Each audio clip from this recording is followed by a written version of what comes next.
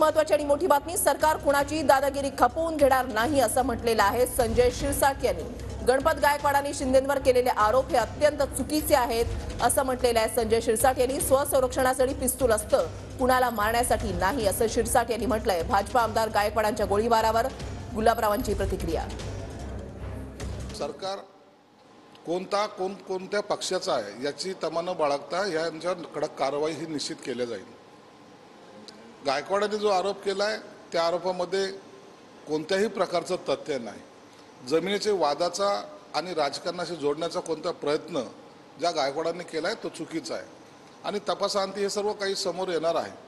म्हणून झालेल्या गोळीबाराचा हा मी निषेधच करतो आणि अशा प्रकारे कुणाचीही दादागिरी हे सरकार खपून घेणार नाही एवढं मात्र निश्चित आहे।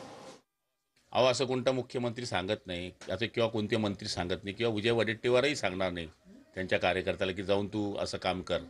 शेवटी तिथला वाद कसला आहे त्याच्यावर अवलंबून आहे। ते पक्षाचं काम करता म्हणून त्यांचे व्यक्तिगत वाद असू शकत नाही असं होऊच शकत नाही।